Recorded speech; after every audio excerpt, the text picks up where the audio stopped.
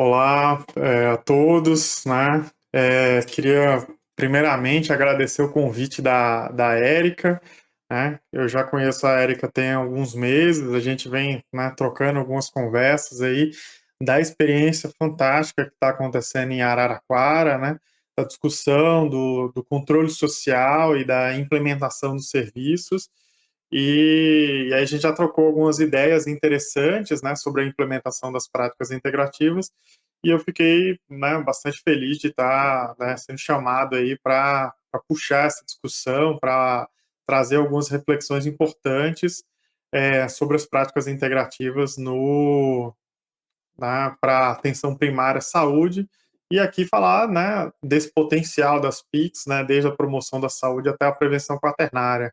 Então, a minha ideia é, né, como talvez, né, tem um grupo forte, eu sei, né, a Érica aí com o GT de Pix dentro, né, da associação, mas talvez, né, seja interessante trazer algumas coisas desse histórico, né, de onde vêm as práticas integrativas para a gente entrar propriamente na temática, que isso é essencial, né, a gente não consegue entender as potencialidades das práticas na promoção e prevenção, né, sem fazer um pouquinho desse resgate histórico. Então, vocês podem colocar a apresentação para mim, por favor? Então vamos lá, a Erika já me apresentou, eu sou Daniel Miele Amado, né, e atuo aí desde 2008 no município de João Pessoa, né, entrei pelos núcleos de apoio à saúde da família, já trabalhava com práticas integrativas desde 2003, mas dentro do SUS a partir de 2008 pelos NASFs, né.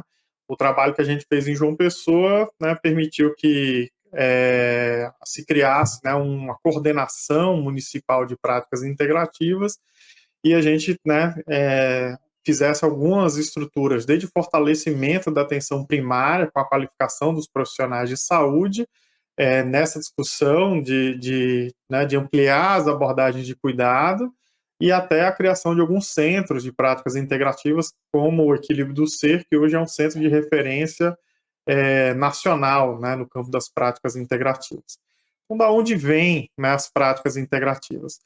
As práticas integrativas não é uma invenção do Brasil, né? Eu acho que isso é importante a gente trazer, mas a Organização Mundial de Saúde, ela reconhece desde a década de 70, inclusive na Conferência de Alma-Ata, né, onde se traçou os princípios da atenção primária, né, a importância da atenção primária para a saúde global, para a saúde das pessoas, também se falava da importância das medicinas tradicionais, entendendo naquele momento que uma grande parte da população mundial, cerca de 70%, só tinham acesso a serviços de saúde, né, e faziam, né, a sua atenção primária a partir das medicinas tradicionais. Então, né, a partir daquele momento se reconhece a importância dessas medicinas, desses conhecimentos, né, para garantir essa, né, cobertura universal que a Organização Mundial da Saúde sempre fala, né?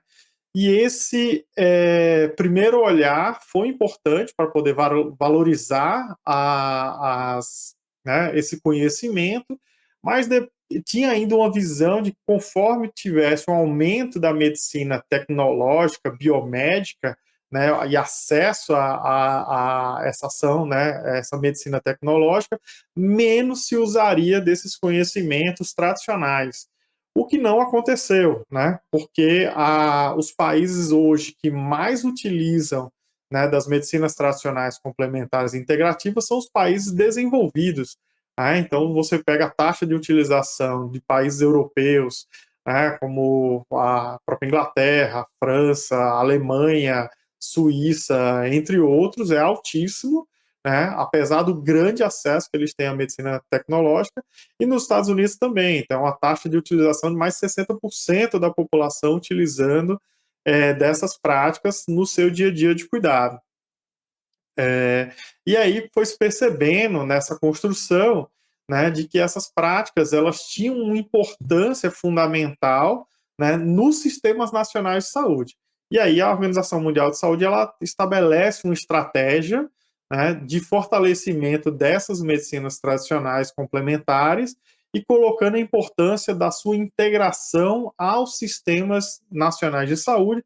Com isso, né, o termo de medicina alternativa ele perde sentido porque não era a intenção da Organização Mundial de Saúde que essas práticas competissem, fossem colocadas, né, ou uma prática ou outra, em relação à biomedicina ou à medicina convencional. Então, você tinha que ter uma integração desses conhecimentos, uma integração dessas abordagens, né, para melhor cuidar da população, né, entendendo que cada uma tinha sua potencialidade em diferentes momentos de necessidade dos usuários, então elas integradas, sem, né, ser uma visão ou outra, elas atuariam melhor, né, para o fortalecimento dos sistemas de saúde. E aí a gente vê uma diferença muito grande, né, onde em 1999 apenas 25 dos 198 países reconheciam, né, tinham políticas nacionais de medicinas tradicionais complementares e integrativas. Em 2018, 98%, praticamente 50% dos países passam a ter uma política nacional, né? Então, dentro disso, o Brasil é pioneiro, né? Desde 2006 tem essa política, mas a gente, né? Por que a gente isso não é tão conhecido aqui para a gente, né? Uma reflexão sociopolítica, né? Digamos assim. Se a gente olha o mapa mais embaixo, né? O nosso centro colonial, né? De referência de conhecimento é muito os Estados Unidos e vários países da Europa. São justamente os países que não têm né, uma regulação, uma normativa nacional no campo dessas práticas, né? Então, outros países, né, da Ásia, da África, né, a própria, né, Canadá, outros países da América Latina e alguns países europeus já têm as suas normativas nacionais. E aí a gente vê um crescimento, né, do número de regulações no campo das plantas medicinais, a criação de institutos nacionais de pesquisa, então, né, criando um corpo legal e normativo, institucional no campo das medicinas tradicionais. E também a gente percebe um grande crescimento na produção científica, né? Então, a partir do reconhecimento do potencial dessas práticas para o cuidado e a normatização em diversos países, isso ganha um grande interesse dentro do campo da comunidade acadêmica, que passa a fazer estudos, né, em relação a essas medicinas. E aí, o que a gente, 15, né, 20 anos atrás, poderia dizer que não tem nenhuma evidência, que atuava somente no campo, né, empírico, né, né, tradicional da utilização das práticas, a gente já não pode mais, né, ter essa afirmação atualmente. Então, dentro da Europa, apesar de não ter esse campo normativo, a gente tem diversos grupos, né, que de interesse no campo das práticas integrativas, né, no caso, né, das medicinas tradicionais complementares integrativas.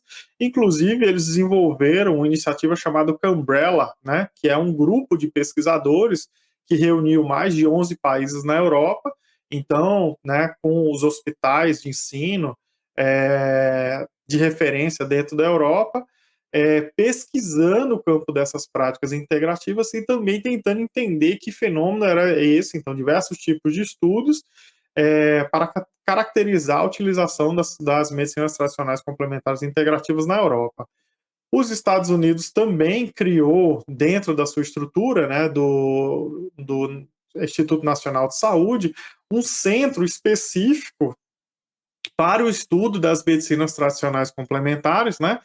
E com hoje dois grandes focos, né? As diretrizes dele são as pesquisas no campo das práticas mente e corpo.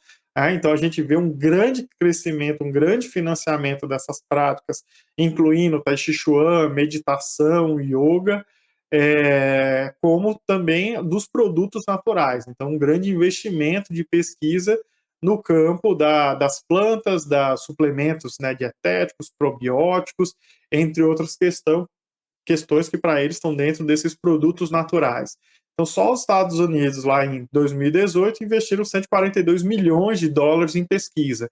Se você for pensar que o Centro de Estudo do Câncer dos Estados Unidos tem cerca de tinha cerca de 1 bilhão de dólares no mesmo período, a gente vê que o financiamento em pesquisa nessas práticas ainda é muito pequeno comparado com outras áreas, mas a gente percebe essa ampliação do interesse.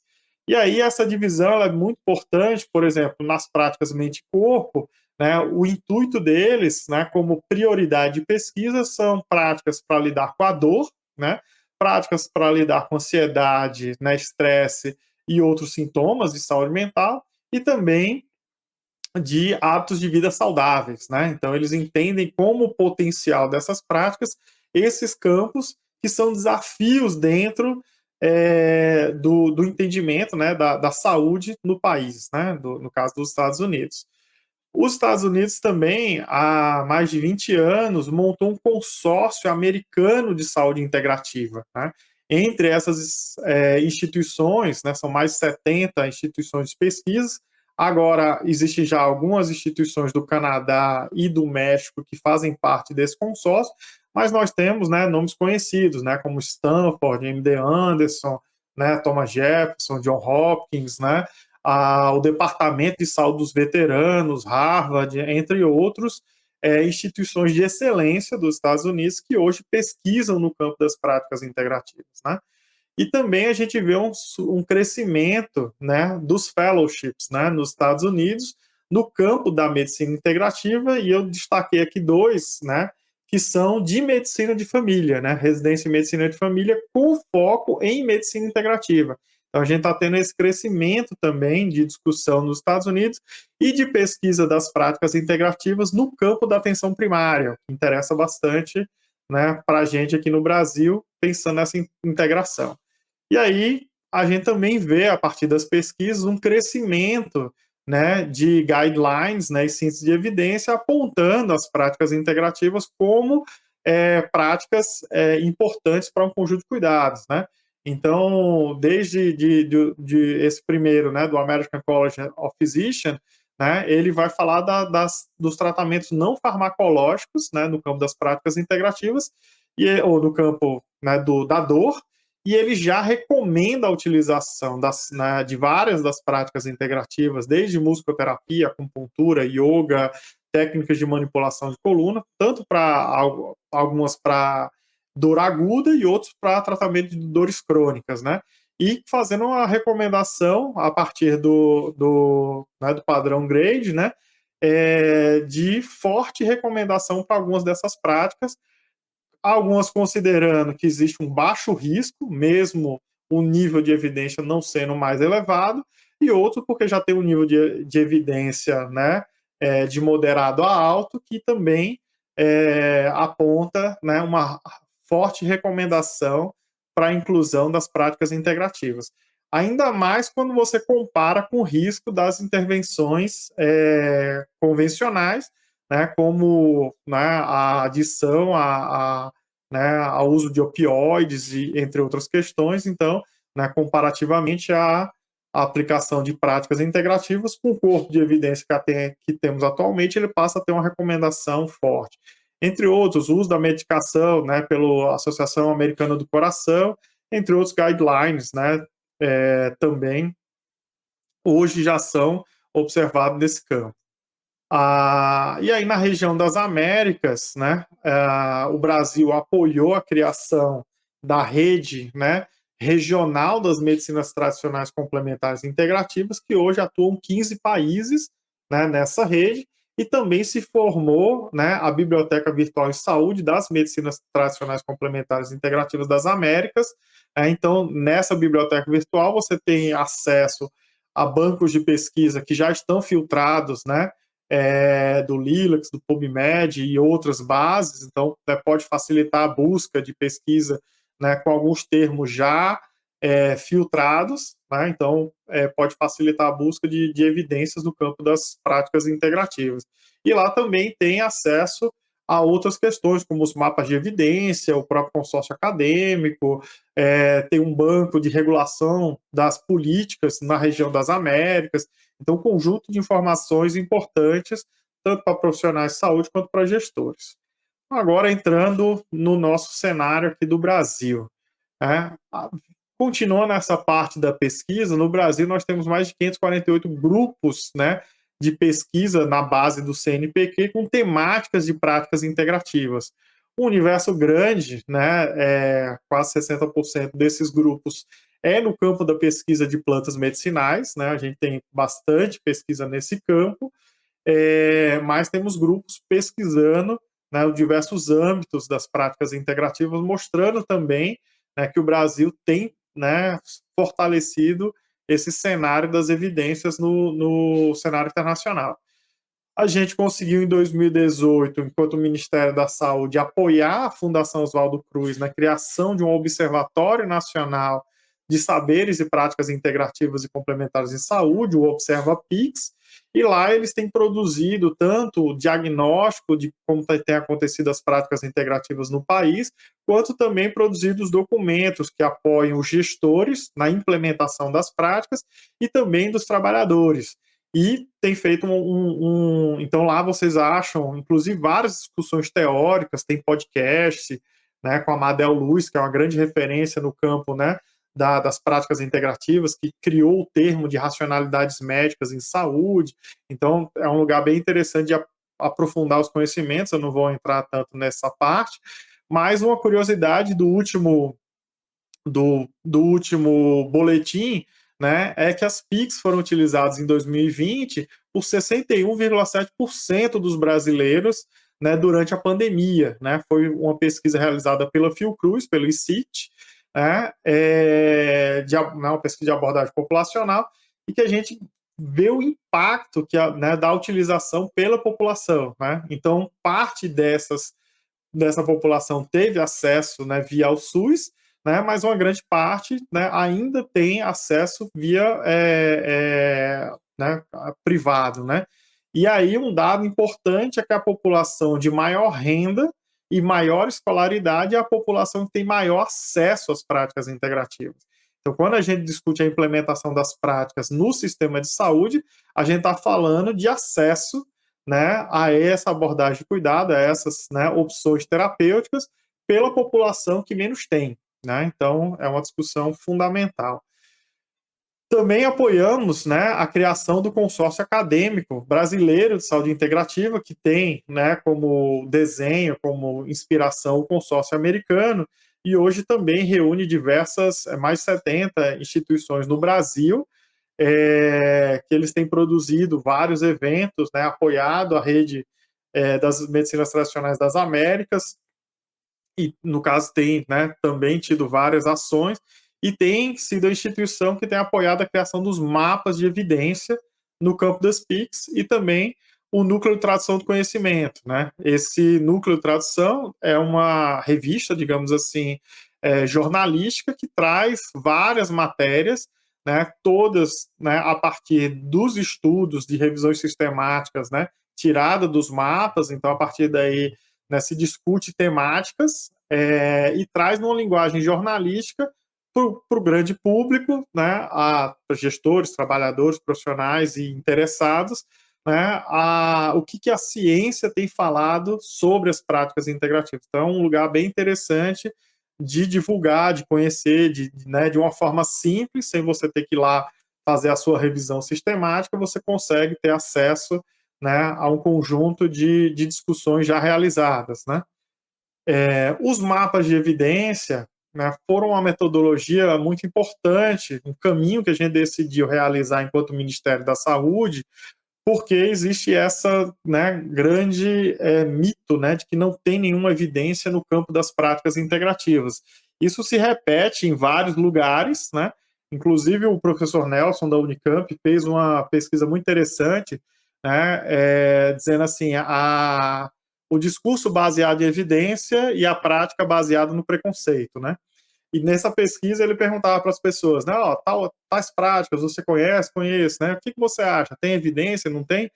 isso dentro da escola de medicina, no caso da Unicamp, né, do curso, né, e era repetido, né, dizer assim, não, essas práticas não têm evidência, né. Aí a pessoa, de onde você ouviu falar isso, né? Você fez alguma busca, né, na literatura sobre as evidências, né? E a resposta geral era não, não fiz, mas fulano falou, cicrano falou, então a gente tem muito isso, né, de uma prática, né, um discurso baseado em evidência, mas uma prática ainda baseada no preconceito, no achismo, né? E os mapas de evidência vieram nesse sentido, né? Ele é uma forma gráfica de colocar os estudos de revisão sistemáticas, né, considerando as intervenções e os desfechos, e aí você agrega, né, os estudos, né, a partir que você consiga olhar a qualidade metodológica daquelas revisões, né? Então, isso facilita com que gestores e profissionais de saúde possam ir lá naquela ação de interesse, eu quero saber se tal prática, no caso aqui eu botei o yoga, por exemplo, ele tem alguma evidência no campo da depressão. Então, eu consigo ir lá, ver os estudos que tem, né, nesse campo, eu posso entrar no estudo depois, olhar, fazer uma análise, né, pormenor do estudo, mas eu consigo de uma forma fácil olhar a distribuição das evidências nessas práticas, né? E o interessante é que quando a gente vai olhar, por exemplo, uma prática do yoga, né, a mesma intervenção ela tem diferentes benefícios, né? Então tem benefícios para depressão, ansiedade, dor, entre outras, né, questões, né, qualidade de vida, diminuição do estresse, a diminuição de processos, né, inflamatórios. Então, você tem lá um conjunto, diminuição da pressão arterial, você tem um conjunto de efeitos positivos da prática do yoga, só que a intervenção é a mesma. Então, o raciocínio ele passa a mudar, aonde eu não penso numa intervenção para cada desfecho. Né? Para né, uma dor, eu vou pensar naquela intervenção. Para estresse, eu vou pensar naquela outra intervenção. Né? Para baixar a pressão, eu vou pensar naquela outra intervenção. Mas eu passo a ter uma visão de que uma intervenção específica ela tem diferentes benefícios, né, com evidência comprovada, né, para um conjunto de questões, né? Isso vai falar muito do que a gente vai discutir mais para frente, desse potencial da promoção da saúde, né? E da prevenção dessas práticas, né? Pensando nessas práticas. E aí também, para fortalecer esse campo das evidências, a gente começou a produzir sínteses rápidas de evidência, né?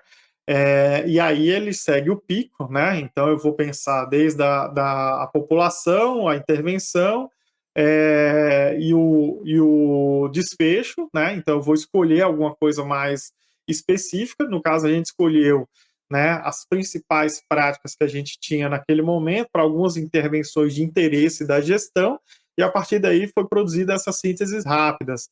Ela segue o mesmo padrão de uma revisão sistemática, mas ela enxuga algumas etapas, porque o objetivo dele não é fazer a revisão sistemática, mas de trazer um arcabouço de conhecimento que tem, né, atualmente num campo, né, para poder facilitar com que o gestor e o trabalhador possa tomar decisão, né? Então ele tem o objetivo de ser uma resposta mais rápida a uma pergunta para a tomada de decisão, né, da gestão ou do trabalhador, né? E a partir desses grupos de evidência, no campo do Ministério, a gente passou a produzir os informes de evidência para facilitar os gestores. A gente já trazia quais eram os campos, né, dos resultados, né, de algumas das práticas. Aqui o exemplo é obesidade, diabetes mellitus, e também um quadro já com aquelas evidências que estavam numa forma gráfica no mapa ou da síntese de evidência, trazendo para ele os estudos, a qualidade metodológica dos estudos e os efeitos, né? Uma forma de facilitar com que o trabalhador o gestor já tenha aquilo sistematizado, né, para poder utilizar na sua tomada de decisão. Então foram produzidos alguns informes em 2020, o começo de 2021, até que né, eu e o Paulo, né, que estava nessa coordenação, a gente sai do Ministério em janeiro, e que eu saiba até agora não foi produzido outros informes. E a partir dessas evidências também, a gente incluiu as práticas integrativas no PCDT do sobrepeso e obesidade, né? Então, esse arcabouço de evidências, né, estava possibilitando com que a gente discutisse a entrada das práticas em alguns PCDTs, né? Então, o primeiro que entrou foi o de sobrepeso e obesidade.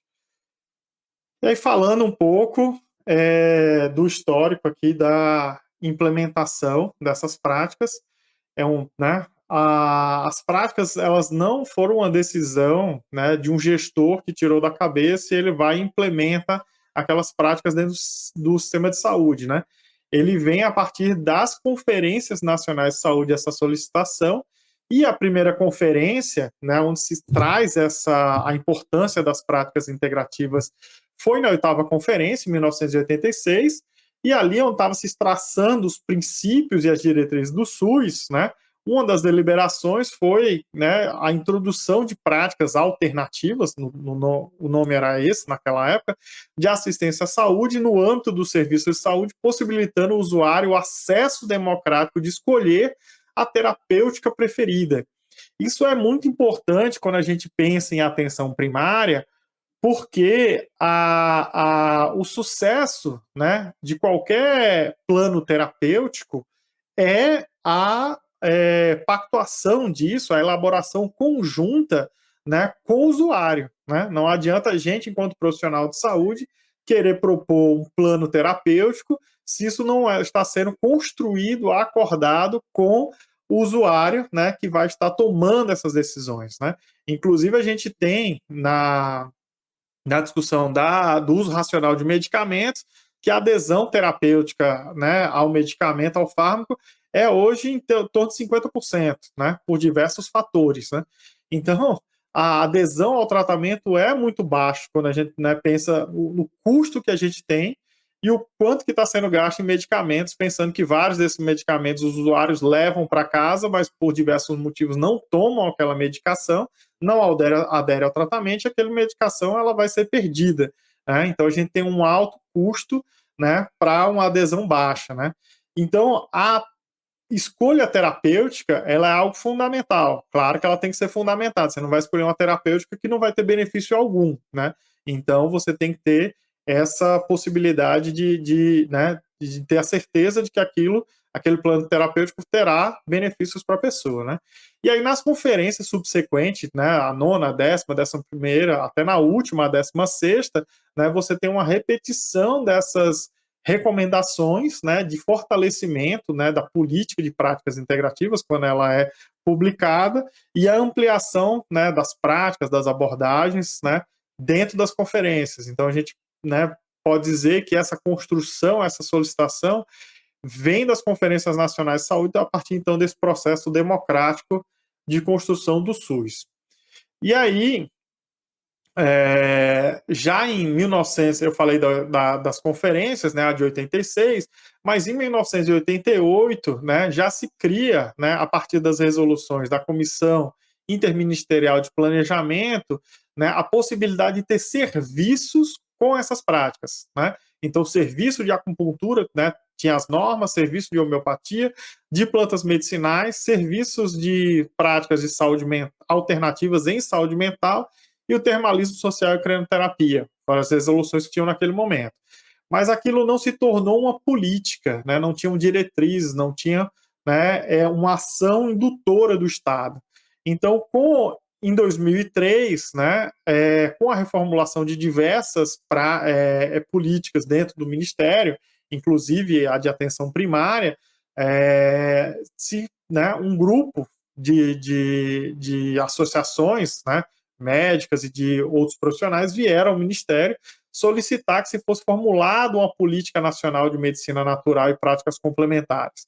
Então, a partir daí, se montou um grupo de estudo, em 2003, que leva, né, até 2006, né, discutindo essa política, passando pelo próprio Conselho Nacional de Saúde, né, que redefine, inclusive, o nome da política, né, e inclui o termalismo, que não estava na discussão inicial, e retira também a medicina antroposófica, né, das diretrizes. Ele entra como um observatório naquele momento, junto com o termalismo, que também era um observatório, mas se institui a Política Nacional de Práticas Integrativas em 2006.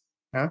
Em 2017, a partir dos dados do Programa de Melhoria do Acesso à Qualidade do PEMAC e do CISAB, a gente percebe que as práticas mais utilizadas, cerca de 60% delas, não eram as práticas que estavam na política nacional, não estavam na política nacional, então as pessoas, os profissionais do território, médicos, enfermeiros, os dados eram do CISAB e da atenção primária, que eles mais realizavam não eram as práticas instituídas. Então, a partir dos dados do PEMAC, a gente faz uma avaliação, das práticas, que estavam sendo realizadas, do que era reconhecido pelos conselhos profissionais, o que tinha reconhecimento internacional, o nível de evidência, e também o que tinha formação no país, e a partir daí a gente faz uma ampliação da política de práticas em 2017 e outra em 2018.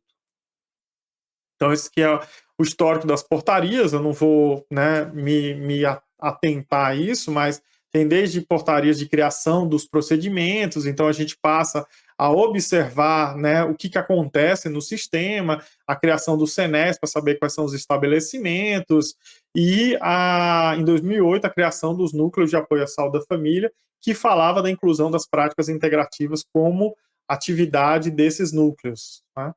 E aí a gente tem depois a atualização das portarias e das normativas de monitoramento também dessas práticas. Qual o intuito da política dentro do sistema? O primeiro objetivo é incorporar e implementar as práticas no Sistema Único de Saúde. Isso é muito importante porque em outros países, essas práticas elas acontecem numa porta secundária, ou paralela. Então a pessoa escolhe, eu quero ir no sistema convencional ou eu quero ir numa porta que vai me oferecer uma consulta em Ayurveda, por exemplo. E essas práticas não se dialogam. Eu vou, como acontece muito, por exemplo, na Inglaterra, que ele tem o sistema muito robusto, é uma referência para a gente, mas a taxa de utilização de práticas integrativas também é altíssima, mais de 60%, e as pessoas acessam isso com dinheiro do bolso, out of pocket. Então, as pessoas, mesmo tendo um sistema que oferece um sistema de alta qualidade, as pessoas têm a necessidade de lidar com questões que esse sistema aparentemente não está resolvendo, não está atendendo a sua necessidade, eles vão a serviços complementares. Então, o objetivo no Brasil é que essas coisas não acontecessem, mas elas estivessem dentro do sistema. Então, que acontecesse a partir dessa ampliação do olhar dos profissionais de saúde e a ampliação da oferta terapêutica. Com isso vem o segundo objetivo, que é contribuir para o aumento da resolubilidade do sistema. Então, uma equipe de saúde da família que sabe, por exemplo, a auriculoterapia, ele tem uma ferramenta para lidar com um conjunto de questões simples que acontecem dentro da atenção primária, desde dores corporais, náuseas, enxaqueca, que entra em dores, mas cólicas menstruais, entre outros diversos problemas que podem acontecer, são comuns dentro da atenção primária, problemas respiratórios, gripes, que vão ter uma contribuição da auriculoterapia, por exemplo, e isso aumenta a resolutividade do sistema. Principalmente se a gente for pensar em dor, qual é a ferramenta que a gente tem dentro da atenção primária? Então, com algumas sementes na orelha, você consegue dar uma resposta interessante para essas questões, e você, fazendo o resto de diagnóstico, entendendo que aquilo não tem uma necessidade real de ir para exames complementares ou um serviço especializado, a gente está aumentando a resolutividade da atenção primária. Isso eu posso dar exemplo para outras condições, mas vamos mais para frente. E com isso eu tenho um uso mais racional do sistema de saúde. Então, a partir do momento que um fluxo deixa de ir para média e alta complexidade, por exemplo, para questões de apoio diagnóstico e serviço especializado, eu tiro essas pessoas dessa fila, elas têm aquela necessidade atendida momentaneamente, e eu tenho aquele espaço ocupado para outras pessoas. Então, eu tenho o uso mais racional do sistema. E está dentro da política estimular as ações de referência, controle e participação social. Uma outra pergunta que é muito comum é a questão do financiamento.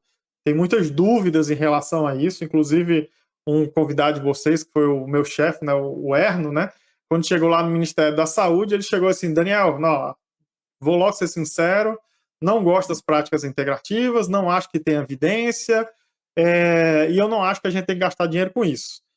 Então a gente vai desacelerar o financiamento que tem, né, em relação às práticas integrativas. Aí eu falei para ele assim: que ótimo, se a gente for desacelerar, primeiro a gente vai ter que acelerar, né? Então a gente acelera e depois desacelera, porque hoje não tem financiamento, né? E foi um choque, né, na época, ele, né, saber que não tinha financiamento para as práticas integrativas. Então, dentro da atenção primária, quando ainda era o PAB, não tinha um financiamento, né, específico, né, está dentro do bolo da atenção primária, e hoje também não tem.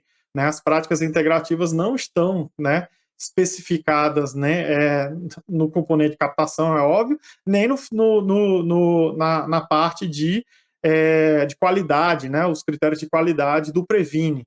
Né? Então, a gente entende que as práticas integrativas vão ajudar, né, a atingir um conjunto de ações que são, né, importantes dentro da atenção primária, mas não tem nenhum financiamento específico. Então, a decisão de implementar é do gestor municipal, e a maior parte das vezes acontece pela implementação dos profissionais de saúde que têm essa formação.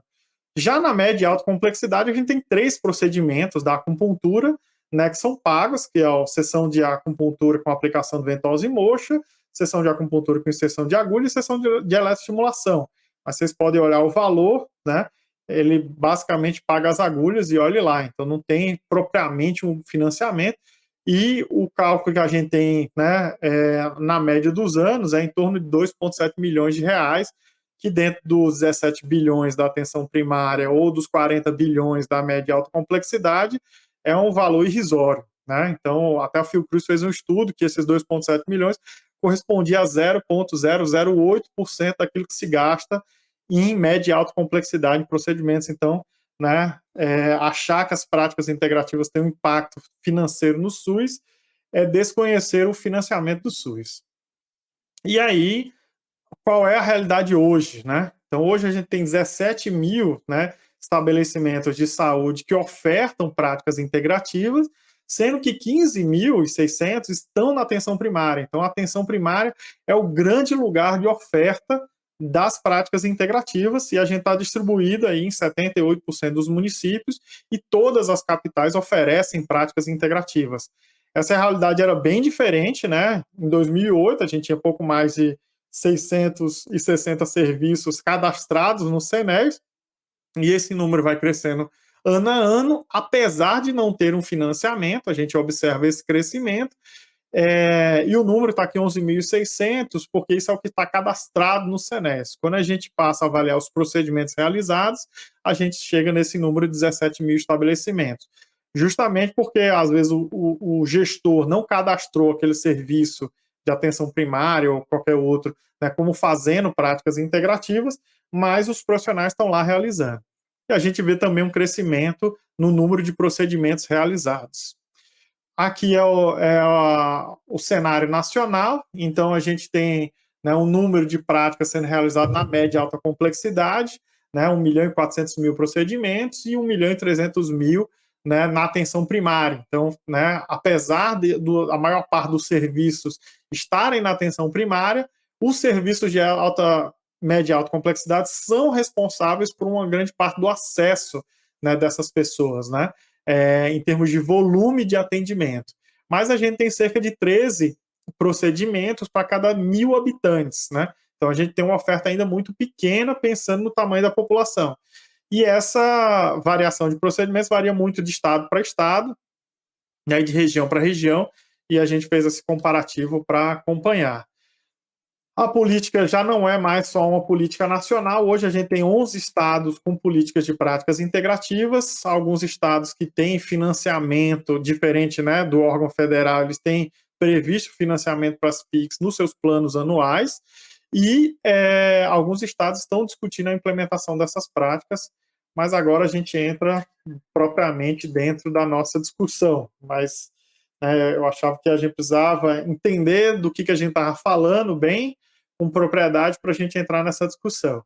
Esses dados são conhecidos de vocês, né, são do trabalho do Eugênio, né, alguns, né, a maior parte deles, mas que 50% a 70% das consultas geram prescrição de medicamentos, né, então esse é o nosso modelo de atendimento hoje, né, e por isso que a Medicina Família e Comunidade tem, né, produzido justamente essa discussão da prevenção quaternária como um grande eixo de discussão, né, de reformulação do modelo de cuidado, que é essencial, né.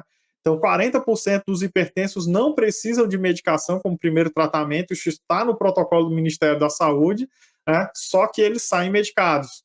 Né? Então, mesmo em consultas preventivas, 30% dessas consultas receberam prescrição de novos medicamentos. Né? Esses são dados do Eugênio. Quando a gente vai nos dados da Pesquisa Nacional de Saúde, a gente vê que 27% da população adulta tem dor crônica, em outras palavras, há mais de 3 meses, né? 50% dos que tiveram, né, dos que tiveram atendimento utilizam medicamentos, né? E apenas 18% fazem atividade física ou fisioterapia, que está lá no protocolo clínico do Ministério da Saúde para dor, né? Que a mudança de vida, a adoção de atividade física, fisioterapia é a primeira intervenção, né? Principalmente pensando na questão crônica. E aí a gente tem uma realidade de uma população medicalizada. Então, que modelo de cuidado é esse? De 10 a 12% das consultas geram encaminhamentos para especialidade, mas a gente tem um absenteísmo de mais de 50%, e aí esse absenteísmo ele tem diferentes, né, origens, né? Às vezes o tempo que leva, né, para a pessoa ter o agendamento, ela não consegue, né, ou já fez o atendimento, já não interessa mais, aumenta o absenteísmo. Outros, né, o deslocamento, a dificuldade de se deslocar para ter acesso também aumenta o absenteísmo. E uma outra questão é que aquela necessidade não era uma necessidade imediata, uma necessidade real, né, de ir para o especialista. Então a gente tem, né, um fluxo de pacientes para especialidades, gerando absenteísmo, gerando custo para o sistema. Né? Então, quando a gente fala do uso racional do sistema, a gente está discutindo esse ponto também. E um ponto interessante da ANS, né, um dado interessante da ANS, que o Brasil faz 3 vezes mais ressonância magnética do que países como Estados Unidos, Alemanha e França. Então, se a gente faz mais ressonância magnética do que os Estados Unidos, eu acho que a gente tem alguma coisa errada no nosso modelo de atendimento, né? Claro que esse dado aqui é da Agência Nacional de Saúde, eles estão falando, né, né, do atendimento no serviço privado, né, e dos planos de saúde. No serviço público, as barreiras que a gente coloca, né, são bem maiores para o acesso a isso, a ressonância magnética, então a gente diminui um pouco esse número, mas ainda assim é um número muito alto. E a gente tem esse dado que 80% dos exames de imagem dão resultado normal, então, né, a gente tem um excesso, né, de solicitação de exames, né, sem necessidade, né, por diferentes fatores, né, que aí a gente pode ir discutindo, né, e os dados internacionais sugerem que 50% da demanda total da atenção primária não permite o estabelecimento de um diagnóstico claro. Isso é aquilo que a gente vai falar do sofrimento difuso, tem outros nomes também, mas, né, demanda não específica.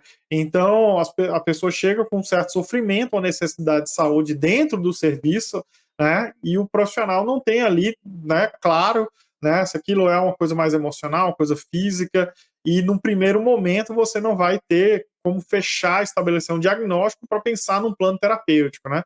E aí as práticas também vão fazer uma discussão dessas questões aqui. E aí eu trago, né, algumas discussões do Charles Tesser, né, que é doutor da Universidade Federal de Santa Catarina, né, trabalha, né, médico de família e comunidade, e também trabalha com as práticas integrativas. Nesse texto dele, ele traz várias coisas importantes da prevenção quaternária, né. Então ele vai falar primeiro dessa questão desse paradigma comercial de saúde, né. Então, atualmente, o desenvolvimento tecnológico científico, né, explora o universo da prevenção e os nebulosos limites entre saúde e doença, criando doenças, pré-doenças, classificações de risco, em que todos, né, risco, pré-doença e doença, tendem a ser manejados da mesma forma, com tecnologias comerciáveis caras e potencialmente danosas. Então, o que ele vai trazer é que um grande financiamento, né, tanto das pesquisas quanto, né, da mídia, com publicidade, todas essas questões, né, fortalecendo uma clínica, né, onde você, né, cada vez mais, né, você diminui, né, o limite do que você considera que é doença, né, para aquilo que você considera que é risco e pré-doença, né, isso a gente vê na diabetes, por exemplo, na hipertensão, o que é uma pressão normal, o que é, né, um diabetes normal ou pré-diabetes, o que é aceitável, o que não é, e a partir de quando eu começo a medicalizar, por exemplo, ou ter outros tipos de intervenção. Então, essas barreiras são cada vez, né, vão diminuindo, aumentando o grau, né, da população medicalizada, por exemplo, né, ou, né, medicações, né, a medicina de família faz bastante essa discussão das nistatinas, por exemplo, então, assim, né, qual é a posição, né, dá, não dá, qual é o risco maior, e aí a gente não, né, pode aprofundar nessas discussões. Então, isso tornou mais complexa a prática profissional, o que é acentuado como quando se considera a invasão da construção do saber e das tecnologias médicas por forças comerciais, geradoras de práticas inidôneas, né? Algumas delas criticadas sobre a designação de disease mongering, né? Que é justamente todo esse aparato da indústria, né? Para publicidade, né, e assédio dos profissionais de saúde, das instituições, né, para criação de doenças, né, e para diminuição desses fatores daquilo que deve ser, necessitar realmente de intervenção, né? Então, essa utilização, né, de tecnologias duras, né, que são altamente interessantes, né, para comercialização. E aí não só de intervenção, mas intervenções diagnósticas também. Então, na medicina, na saúde mental, a sexualidade, a beleza, né, e os fatores de risco têm sido as áreas mais intensamente afetadas, medicalizadas e mercantilizadas. Então, isso a gente vê essa discussão, né? Cada vez mais uma sociedade medicalizada que precisa da medicação para acordar, da medicação para dormir, da medicação para se sentir bem com a vida, né, ou ficar apático nela, né, não sofrer. Então, a gente vê todas essas psicotrópicos aí no campo da saúde mental, né, a medicalização, né, de uma sexualidade também, onde você tem que ter uma certa performance, isso, aquilo, né, não só de medicamentos, né, mas se você for pensar em suplementos, né, energéticos, e aí vai, né, então toda uma criação, né, não natural, né, do que é um padrão, né, social, a beleza, extremamente por isso, né, o Brasil hoje é o país que mais realiza, né, cirurgia, quer dizer, até bem pouco tempo atrás, não sei se é exatamente hoje, mas mais realiza cirurgias plásticas, né, então a gente cada vez mais, a gente sai de um tipo, né, muda para outro, né, cirurgias plásticas.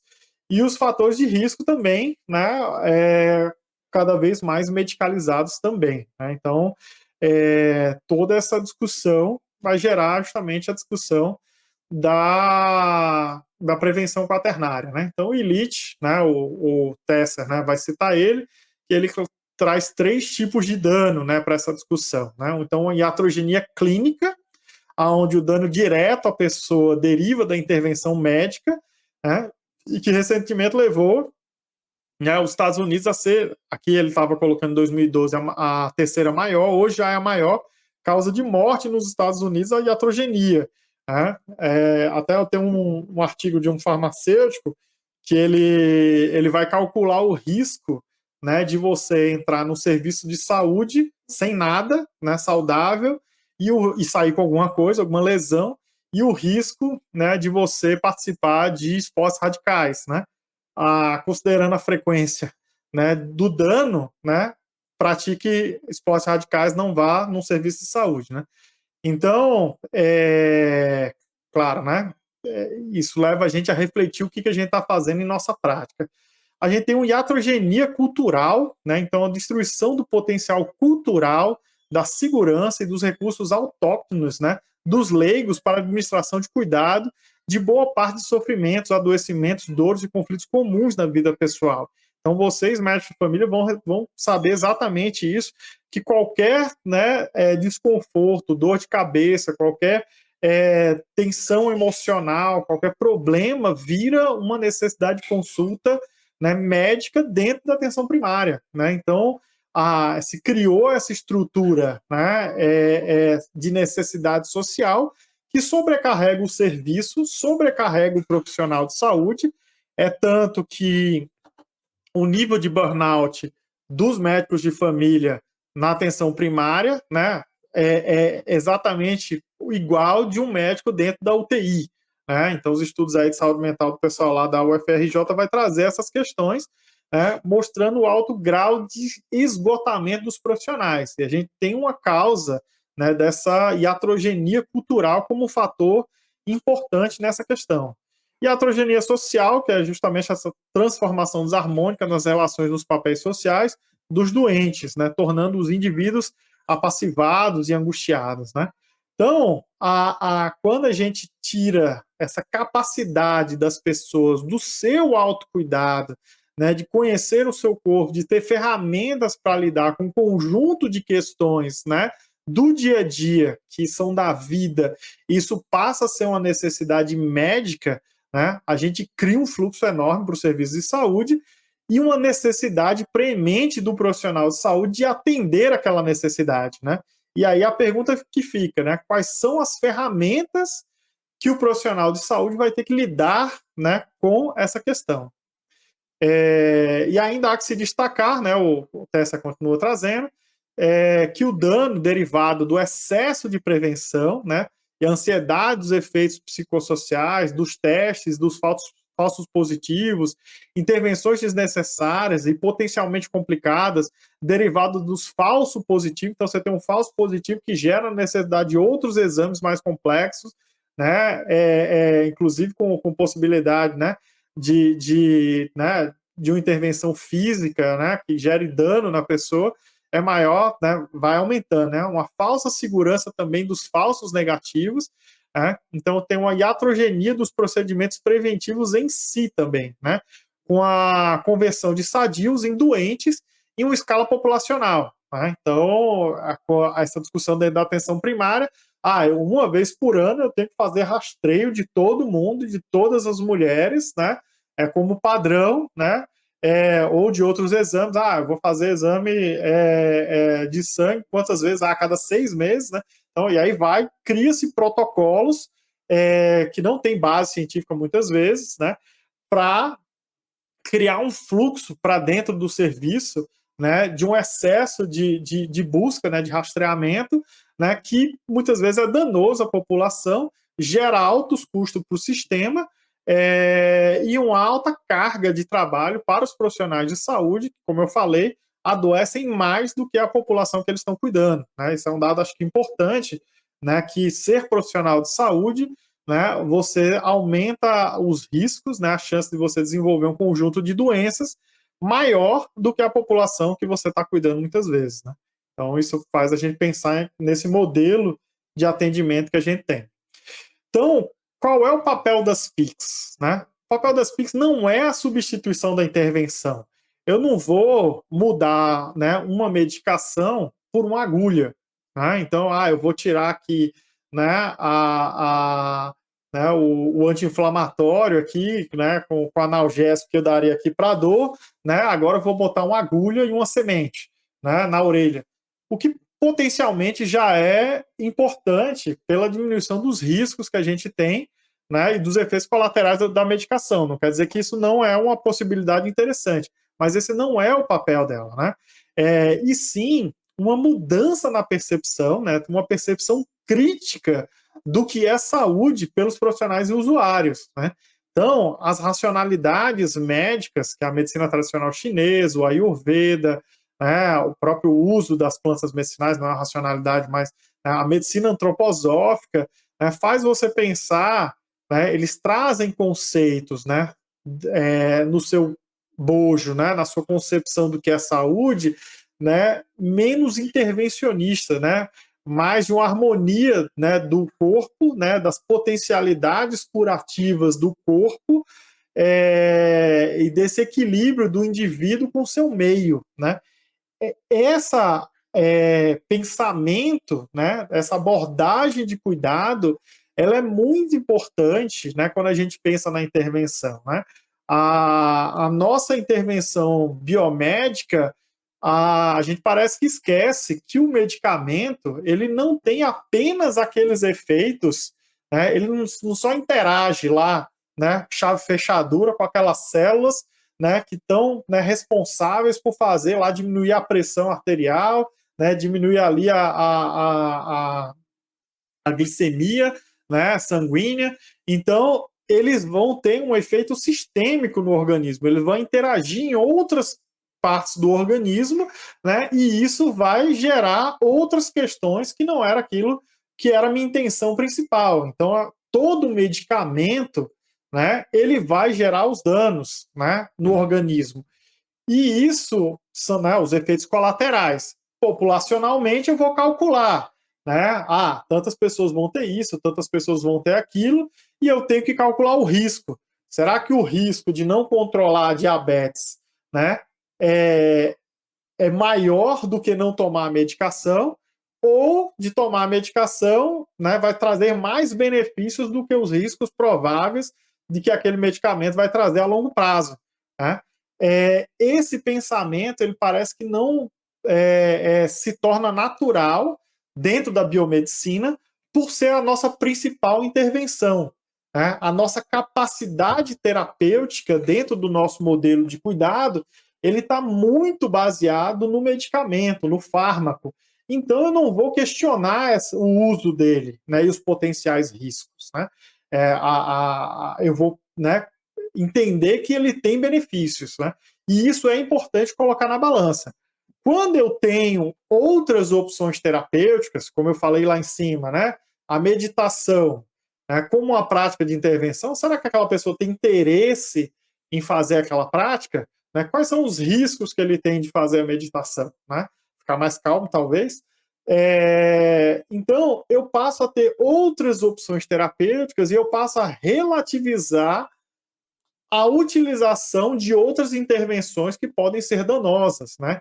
Que é isso que a prevenção quaternária vai dizer, né? Onde eu vou ter como primeiro princípio não lesar a pessoa, né? Não lesar o indivíduo que eu estou querendo cuidar, né?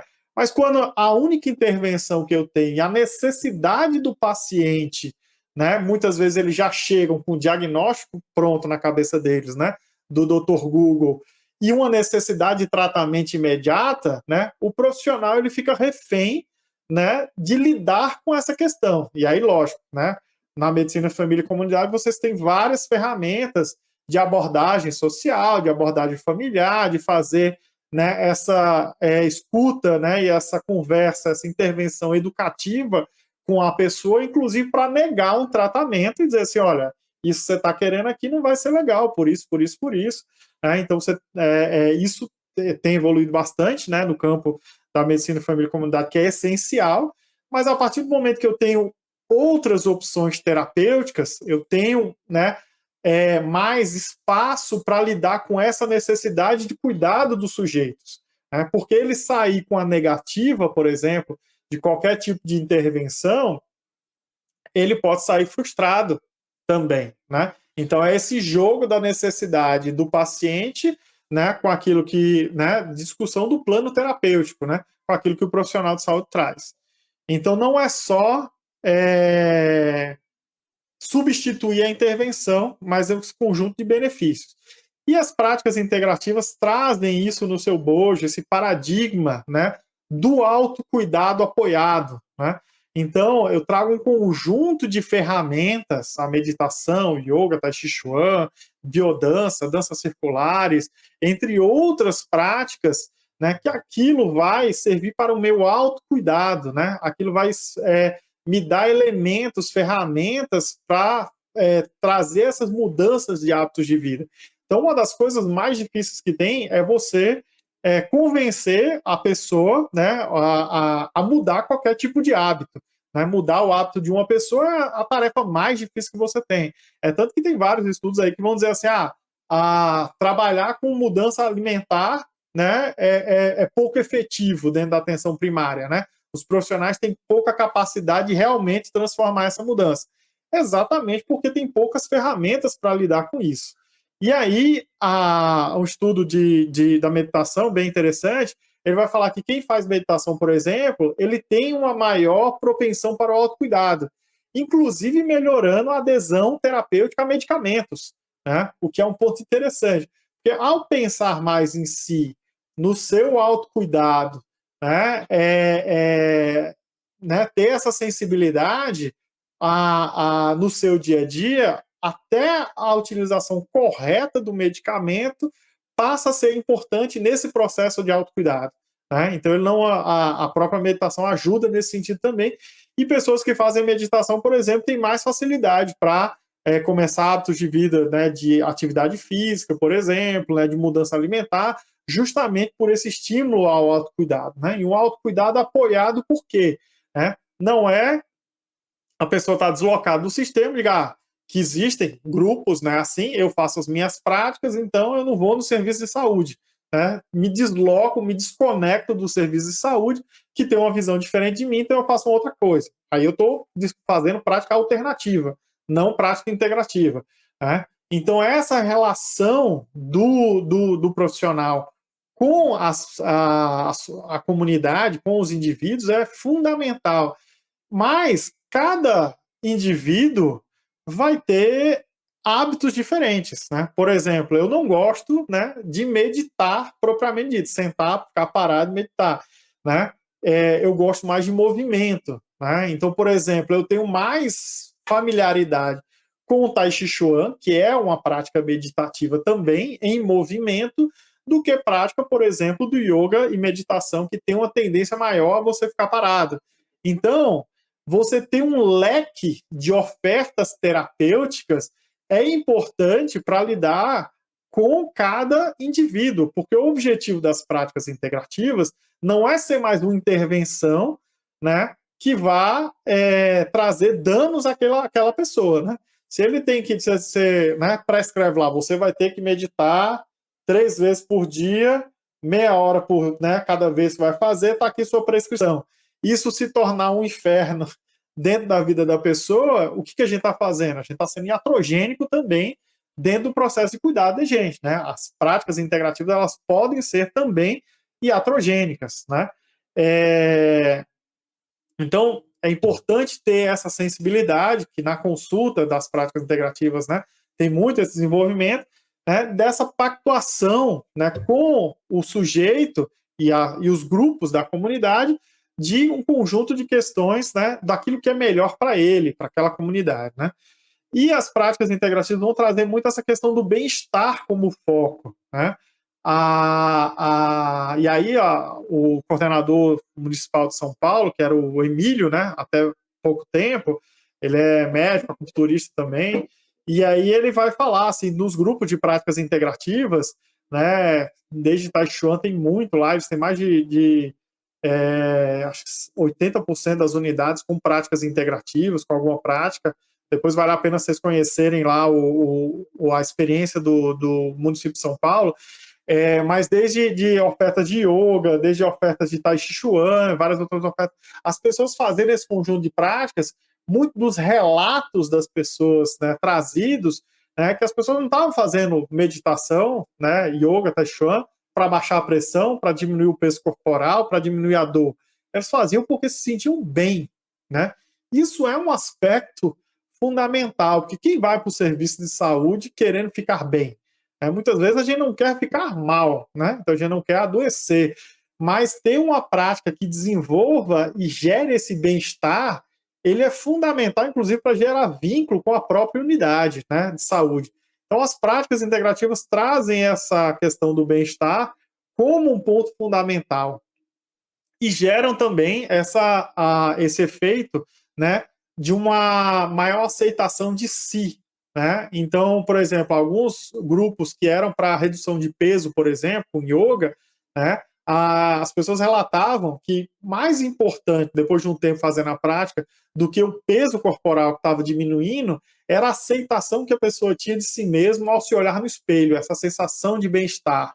Né? Isso faz com que a pessoa, né, diminua a ansiedade, né, consiga fazer aquela prática por mais tempo, ganhe os benefícios da perda de peso a longo prazo, mas outras questões também, né, que estão relacionadas a essa sensação de bem-estar e aceitação de si mesmo. Então você tem, né, desenvolver na pessoa essas habilidades de manejo do estresse, essa resiliência emocional para lidar com as dificuldades do dia a dia e práticas que vão desenvolver essas habilidades relacionais. Então, nas práticas integrativas não estão focadas no tratamento de doenças.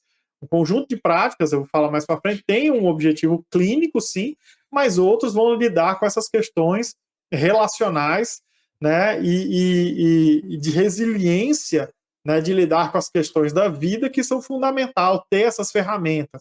E vocês, né, também dentro da medicina de família, né, a partir da abordagem familiar, vão trazer justamente essas ferramentas de identificar essas questões, de como essas questões impactam no dia a dia das pessoas, na vida das pessoas.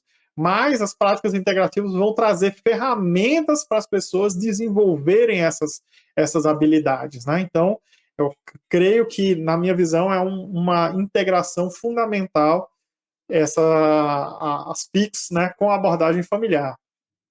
Então, as práticas, né, traz essa ampliação do cuidado. Então, conjunto de práticas vão fortalecer a prática clínica, não vão ter esse aspecto, né, tão amplo quanto eu falei. Por exemplo, eu posso, né, trazer a planta medicinal, medicamento fitoterápico e dar lá para, né, dor de joelho lá, da artrose da pessoa para diminuir a dor, ok, tem o fitoterápico, queixo de conduta resolvido, né? Isso é uma questão. Mas, por exemplo, as plantas medicinais trazem todo um elemento a mais do que isso, de valorização do saber do território. A gente tem uma ampliação muito grande hoje das farmácias vivas, então as pessoas vêm naquele lugar para trocar experiências do uso correto das plantas medicinais, daquelas plantas que são, né, próprias daquele território. Então, essa troca do que é o saber popular com o saber científico.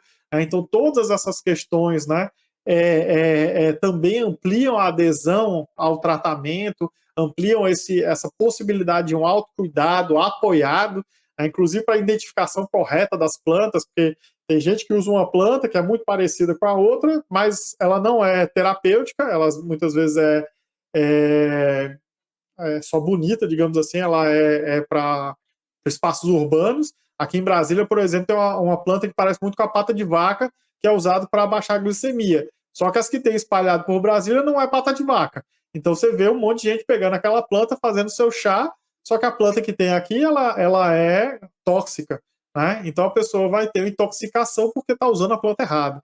Então, assim, são algumas questões dentro da prática clínica, mostrando que é uma coisa bem mais ampla, né? A gente tem um conjunto de práticas coletivas para promoção da saúde, como eu falei, né? A meditação, Tai Chuan, yoga, né? O objetivo delas não é baixar a pressão, baixar a glicemia, diminuir dor, reduzir a ansiedade, reduzir depressão. Ela é uma prática, né? Que a pessoa vai fazer, né? Só que ela traz esse conjunto de benefícios, né? Então, desde uma pessoa que não tenha risco algum, ela pode se beneficiar dessas práticas, até as pessoas que têm um conjunto né, de risco ou que já tenham, né, um adoecimento, também vão se beneficiar dessa prática. Então, eu posso, dentro da organização do serviço, eu posso pensar, eu vou ter um grupo de Tai Chuan aqui para as pessoas que queiram, né, dentro da comunidade, todo mundo que está interessado vai lá, né, aí eu identifico no meu consultório, fulano está aqui, né, controlando a pressão arterial, beleza, está medicado, né, ou tem necessidade, não tem da medicação, às vezes não tem, né, está fazendo alguma outra atividade, como é que está o controle, né? E aí dentro do plano terapêutico, ó, a gente tem um grupo aqui de Tai Chuan, tal dia, você tem interesse em fazer? Não, a pessoa tem, eu tenho interesse, então vem, né, fazer. Aquilo vai contribuir no plano terapêutico, não necessariamente vai ser a principal intervenção. E eu sigo acompanhando para saber se aquela, né, pressão arterial, por exemplo, está dentro dos níveis desejados, né? Só que eu sei que aquela prática vai trazer outros benefícios, né, para aquela pessoa que não era o pensamento clínico inicial, né? Então isso é importante. E eu vou ter outras abordagens que vão lidar com essa relação do sujeito consigo mesmo, como a biodança, por exemplo, né? E das questões sociais e familiares, então a terapia comunitária, a constelação familiar, a própria dança circular, eu entendendo que ela tem muito espaço de socialização e geração, né, desses espaços que, se eu penso na população idosa, isolada dentro de casa, né, que muitas vezes fica indo ao serviço de saúde, né, porque ele quer ser visto, ele quer ter relação com as pessoas, ele quer um cuidado, né? Eu tenho um grupo de dança circular na unidade, por exemplo, ele vai trazer essa socialização, essa necessidade de cuidado, de interação dentro da comunidade, que vai ser importante, e eu não estou pensando se vai melhorar a glicemia, né, outras questões clínicas, né? Então, as práticas vão trazer essa ampliação. Então, em 2006, a gente tem, né, as racionalidades médicas, né, que é uma definição que a Madel Luz traz, né, a medicina chinesa, a homeopatia, a antroposofia, né, como sistemas médicos complexos, e dois recursos terapêuticos, que são as plantas medicinais e o termalismo social, crenoterapia, né? Então, essas foram as práticas aprovadas em 2006. Em 2014, a gente tem uma ampliação das práticas pensando principalmente nas abordagens não farmacológicas, então arterapia, ayurveda, biodança, dança circular, meditação, musicoterapia, né, naturopatia, osteopatia, quiropraxia, reflexo, reiki, Shantala, terapia comunitária e yoga. Então, basicamente, tirando o ayurveda, que também tem o uso das plantas medicinais, dos medicamentos ayurvédicos, as outras são abordagens não farmacológicas. E a gente tem, por exemplo, a musicoterapia, que dentro que hoje tem evidência, por exemplo, a diminuição de dor, ansiedade, depressão para mulheres, né, mastectomizadas, né, que estão ali fazendo o tratamento de câncer, por exemplo. Né? Então, a meditação, a musicoterapia, por exemplo, traz um conjunto, ela tem um corpo de evidência, revisão sistemática, mostrando esse benefício, né? Mas eu vou ter outros benefícios também, né? É muito utilizado também na parte de reabilitação cognitiva, né, tanto em crianças quanto idosos. Né? Então, a gente tem, né, um corpo interessante de ampliação em 2017. Como eu falei, eram práticas já realizadas no SUS, a gente não trouxe nenhuma prática de fora, né, como uma indução do governo, e sim o reconhecimento do que era acontecer no SUS. E em 2018 a gente já tem a ampliação de práticas que dependiam de um insumo, né? Então a apiterapia, que é o uso de própolis, mel, né, e outros produtos da abelha, as pessoas vão pensar muito na apitoxina, né, que é a toxina da abelha, mas isso é uma realidade muito pequena no Brasil. Né? O maior uso comum, né, popular que a gente tem, né, é o uso de própolis, por exemplo, né, e do mel. Aromaterapia, bioenergética, constelação familiar, cromoterapia, geoterapia, hipnoterapia, imposição de mãos, ozonioterapia, terapia de florais. Então, essas foram as práticas que foram ampliadas em 2018. E aqui, para, né, ainda continuar nessa discussão, essas são as principais condições e problemas, né, dentro da atenção primária que foram registrados no sistema de informação da atenção básica, né, do que se utilizou práticas integrativas, né? Então, numa pesquisa, normalmente, a gente apagaria, né, aqueles outros motivos de consulta, né, focando nas doenças, ia trazer lá a hipertensão arterial, é a condição de saúde que mais, né, tem se utilizado práticas integrativas. Isso está dentro do sistema de informação da atenção básica, então são os profissionais da atenção primária que estão fazendo um cuidado convencional, né, e ainda assim estão, né, também cuidando com práticas integrativas, registraram isso no sistema de informação. E aí um conjunto de outras questões, né, tosse, saúde mental, diabetes, e aí vai outras condições. Mas esse ponto inicial eu quero ampliar, são os outros motivos de consulta não especificada. Né? Então, um conjunto de questões, né, que é de difícil avaliação para a biomedicina, muitas vezes a medicina tradicional chinesa vai dizer assim, olha, essas questões, né, ele consegue juntar questões que para a gente não tem relação e aquilo fechar um diagnóstico segundo a medicina tradicional chinesa. Né? E aí ele consegue dar um encaminhamento àquele tipo aquela necessidade de saúde. A mesma coisa também a homeopatia, a mesma coisa também a medicina antroposófica e o ayurveda, né? Então, as práticas também têm um potencial para lidar com uma questão, esse sofrimento difuso, que muitas vezes é muito complexo de lidar dentro da atenção primária. e muitas vezes é algo que é muito medicalizado, né? Então a pessoa chega com sofrimento difuso e a gente medicaliza, né, com desde anti-inflamatórios, analgésicos, psicotrópicos, entre outros. Então, também aqui para ampliar o debate. Ainda dentro dessa questão, né, a gente tem esse gráfico que vai falar do autocuidado apoiado, para a gente entender que os indivíduos, né, digamos assim, saudáveis, né, eles têm uma necessidade de consulta, né, do serviço de saúde muito pequena, né, ou zero, e a partir de conforme maior a complexidade, o risco, né, ou as necessidades reais de cuidado, ele vai dependendo mais, né, do cuidado profissional na APS, depois um serviço, né, com apoio, né, secundário e terciário, até que, por exemplo, ele esteja no UTI, a capacidade de autocuidado dele é muito pequena, a maior parte do cuidado ele é realizado pelos profissionais de saúde que estão naquele ambiente, né? Mas se a gente pensa, né, que o tempo que a gente passa com cada pessoa, né, por ano dentro da atenção primária é muito pequeno, se a gente fosse dividir igual pela população, pensando aí em cerca de 3 mil habitantes, né, a gente teria cerca de, no máximo, meia hora de atendimento para cada pessoa. Se eu atendesse todas as pessoas 2 vezes durante um ano, essas 3 mil pessoas. Então eu vou ter um corpo de pessoas ali que eu não estou atendendo, né? E aí, o que eu estou fazendo? Que cuidado é esse? Né? Só não atender, né? Dar conta da minha prevenção quaternária, tipo, eu não estou causando risco, né? Mas também, será que eu estou causando bem, né? Enquanto serviço de saúde, esse vínculo com as pessoas?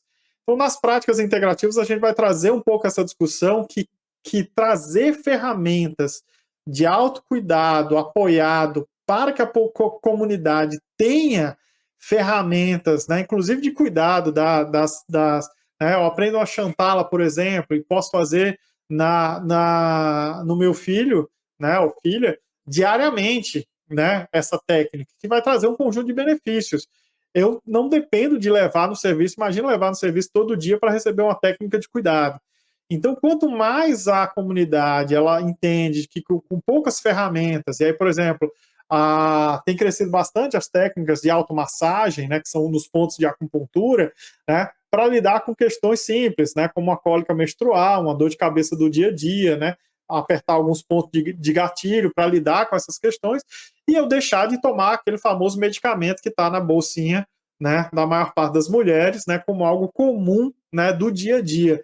Então, eu ter outras ferramentas, né, é essencial, e as práticas integrativas trazem esse cuidado de ferramentas para a comunidade. Então, eu vou ter práticas, né, desde aquele nível da promoção da saúde, né, então, né, para toda a população, algumas pessoas que já vão ter ali alguns fatores de risco relacionados, então, eu posso separar, eu digo, né, a dança circular eu não tenho nenhuma evidência de que vai melhorar, né, a pressão arterial e a glicemia, então, vou tentar trazer aquela pessoa para uma prática que vai trazer benefícios para essas questões, né? Para outra pessoa que não tem nenhum risco associado, mas ela quer uma prática de socialização, por exemplo, é uma ótima prática, entendeu? Então, se aquilo, né, é uma prática de afinidade daquela pessoa, ele vai ter diversos benefícios, né, daquela interação social, daquela atividade física, daquele movimento, né, que vai fazer parte daquele cuidado, né? E aí, conforme maior o nível de complexidade, né, do sujeito, do indivíduo, eu vou ter um conjunto de práticas que vão me ajudar. Né? Então, eu estava até conversando com o Ricardo aqui no começo, né, que, por exemplo, a acupuntura, né, a gente está desenvolvendo, né, o Ministério está desenvolvendo, né, eu que dei esse início da conversa com Florianópolis, dos protocolos de acupuntura para atenção primária. Então, um conjunto de questões ali, a partir de protocolos simples, eu vou dar conta dentro da atenção primária. Né? Mas aumentou a complexidade daquele sujeito, né? Eu posso ter ali um centro de práticas integrativas que aquela pessoa que tem aquela necessidade, eu encaminho para ter aquele tratamento contínuo com aquela prática.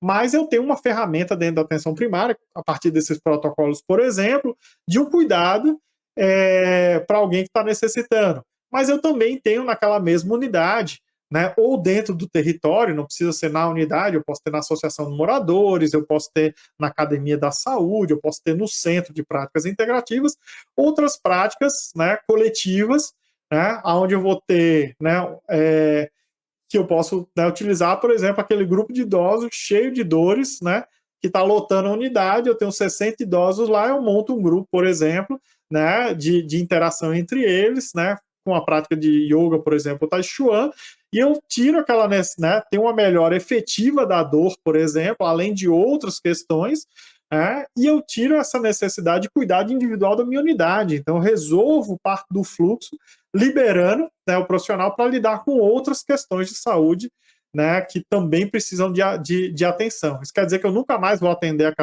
aquela população idosa? Não. Eu posso atender, mas eu posso utilizar, inclusive, de outras estratégias. Né? As estratégias coletivas e pedagógicas, né, a partir das práticas integrativas, também são interessantes para lidar com essas práticas de autocuidado e orientação da comunidade, né? Então, esse potencial já está reconhecido em documentos do Ministério, esse é o uso de medicalização e medicalização da vida, é um documento que traz recomendações e estratégias, entre elas está o fortalecimento das práticas integrativas, né? Esse documento foi desenvolvido pelos Estados Unidos, pelo consórcio acadêmico brasileiro de saúde, né? O consórcio acadêmico americano, né? E aí ele vai fazer essa discussão, porque lá já está uma endemia, né? O uso de medicamentos, né? Principalmente os opioides, porque não é regulado, né? Diferente daqui, que o acesso aos opioides é mais difícil, mas eles estão fazendo esse movimento moving, né? Então, movendo além da medicação. E entre as práticas, né, de educação, eles incluíram, né, acupuntura, quiropraxia, massagem, terapia cognitivo-comportamental, práticas mente e corpo, como meditação, yoga, tai chuan, como práticas dentro desse protocolo, dentro dessa abordagem, né, como uma forma importante de ir além, né, da medicação. Aqui a experiência no Brasil, Florianópolis também, né, foi o estudo da Melissa, ela fez um estudo de acompanhamento, né, do uso de analgésico e anti-inflamatório dentro de uma unidade de saúde, e a partir da implantação do serviço de acupuntura, então eles observavam a dispensação dos medicamentos. E aí viram que tiveram a redução de 30% da dispensação de analgésicos e até 50% da diminuição da dispensação de anti-inflamatórios por usuários da unidade. Então, mostrando o impacto da implementação de acupuntura dentro da unidade, né? E aqui é um relatório de gestão de Campinas, né, sobre a redução de anti-inflamatório, de clofenaco, né, a partir da implementação das práticas integrativas. Eles vinham num número crescente. Em 2005, eles fazem uma formação grande, aí a partir de práticas coletivas, né, de Tai Chi Chuan, tem lá o movimento Rio Aberto, que é uma outra prática que não está na política nacional, entre outras práticas que tiveram, a partir dessa formação, inclusive dos agentes comunitários, eles tiveram uso, um decréscimo da utilização de anti-inflamatórios, né? Isso foi um monitoramento feito pela farmácia central do município, é um relatório deles, né? Então, mostrando o impacto aí quando a gente está falando justamente de prevenção quaternária, diminuição aí do uso de medicamentos e atronogenia, né? A Associação Americana do Coração já reconhece que a meditação reduz a hipertensão e, né, os riscos cardiovasculares, né? O Tai Chuan já tem evidências para melhorar a qualidade de vida da insuficiência cardíaca. Os exercícios respiratórios são importantes para a diminuição do estresse e o efeito na pressão. Esse aqui é um grupo de meditação numa unidade lá do Rio Grande do Sul, né? Sendo feito no grupo de tabagismo, né? E aí eu trouxe também alguns benefícios da meditação, inclusive, né? Para adesão ao tratamento farmacológico, né? Tem impacto na pressão, reduz ansiedade e depressão, e tem sido usado, por exemplo, nos grupos de tabagismo.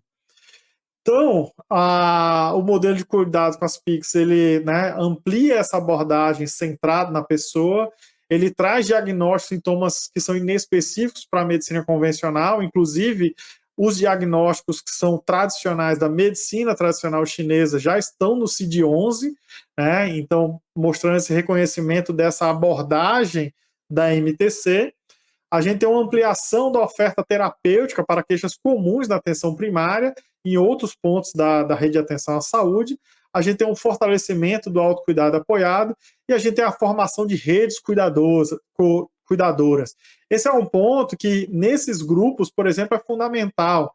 Né? Eu vou dar um exemplo diferente. Por exemplo, você monta um grupo, né, de mães, né, para fazer um grupo de chantala, para ensinar elas a fazer chantala, além de aprender, né, essa técnica, né, desenvolver esse vínculo mãe-bebê, que em diversos momentos ele pode estar né, com problemas, inclusive depressão pós-parto, entre outras questões. Então, a chantala vai lidar, né, vai ajudar, né, não quer dizer que ela vai resolver, mas vai ajudar a lidar com essas questões. Esse grupo de mães que passa a se conhecer no território, eles podem criar um vínculo também entre eles. Então, uma pessoa tem que resolver uma situação no centro da cidade, né? Mãe solteira, tá lá com o filho sozinho, não tem o que fazer, ou né, o marido, digamos, está, né, em outro espaço. E ela não tem o que fazer, isso é um sofrimento terrível, né? Tipo, tenho que resolver, tenho que ir numa consulta, tenho que, né, pagar uma conta, né? Então, e aí ela pode deixar, por exemplo, uma criança, né, a filha, né, filho, né, com outra pessoa que estava naquele grupo de chantala, por exemplo, né?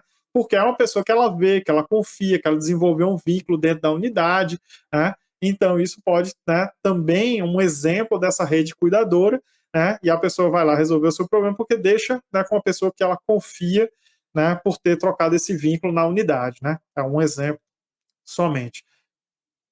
As principais condições, né, contribuições, quando a gente vai pensar no que já tem de evidência, a gente tem, né, grande contribuição das PICs para o manejo da dor, doenças cardiovasculares, metabólicas, osteoarticulares, saúde mental, problemas emocionais, as questões de relação familiar. A gente falou bastante do uso racional do medicamento, né? Pensar que várias práticas vão atuar nessa questão da estimulação motor e cognitiva, pensando na reabilitação, tanto de idosos quanto crianças, né? O conjunto de práticas vão atuar nessa prevenção de quedas e manutenção da autonomia dos idosos, que é fundamental. Né? São tecnologias sociais para a socialização, promoção da saúde, mudança do estilo de vida e o autocuidado. Né? O diagnóstico de tratamentos e sintomas inespecíficos da medicina convencional. Já tem benefícios, né, mostrando para os transtornos alimentares, do sobrepeso e obesidade. Onde essas práticas acontecem, né, como eu falei bastante, nas unidades básicas de saúde, ambulatórios especializados, integrados em outros serviços de reabilitação, saúde mental. Então, a gente tem muitos CAPs que realizam práticas integrativas, centros de práticas integrativas e também integrados em hospitais. Uma coisa que eu falei pouco é que muitas dessas práticas também são utilizadas para o autocuidado dos profissionais de saúde. Então, né, tanto na atenção básica quanto a nível hospitalar. E aí, por exemplo, o INCA, né, tá montando um núcleo de práticas integrativas dentro do hospital e eles começaram fazendo práticas, né, para diminuir o burnout dos profissionais de saúde, né? E os relatos são bem interessantes, né? Desde da diminuição de um conjunto de sintomas, né, emocionais e físicos, até a melhoria do sentimento da pessoa em relação ao trabalho, o vínculo com os outros profissionais, as relações, né, de trabalho dentro da unidade e também a disposição, né, e o bem-estar da pessoa para atender os pacientes, né, do hospital, né, dentro de uma unidade de câncer, que é uma unidade altamente estressante, né? Então, só como exemplo também. Então, aqui a gente já falou um pouco, né, os centros, né, de reabilitação saúde mental, centros de PICs, as unidades hospitalares. E aí é importante falar que, por exemplo, no Brasil a gente tem algumas experiências hospitalares, né, bem antigas. São Paulo tem várias, Minas Gerais tem outras, e está crescendo, né, inclusive nos hospitais, né, ditos de referência, né, como Einstein, Sírio-Libanês, né, entre outros, né, no Brasil, só que a nossa maior experiência está dentro da atenção primária, né, e a gente entende esse grande potencial, e isso faz com que o Brasil seja algo bem particular no mundo, porque lá fora, né, até mesmo por não ter uma atenção primária muito forte, a maior parte das experiências das práticas integrativas acontece em unidades hospitalares. Então é uma coisa que a gente sempre estimulou a troca, né, ainda acabou que não aconteceu enquanto eu estava no Ministério, com os outros países para trazer um pouco dessa experiência hospitalar, para a gente melhorar a atenção à saúde nos hospitais, que é mais crítica ainda do que na atenção primária, mas a gente tem muito a ensinar para fora por essa experiência que a gente tem em atenção primária. Então, o modelo de cuidado com as PICs, né, ele vai trazer serviço centrado na pessoa, né, o serviço multiprofissional também, ele amplia, né, a capacidade dos vários profissionais, né, para atuar na comunidade, né, centrado no bem-estar e no cuidado longitudinal e não centrado na doença e na intervenção, né, e o humano, né, acima do tecnológico, né. Então, são alguns pontos. Era isso. Desculpa ter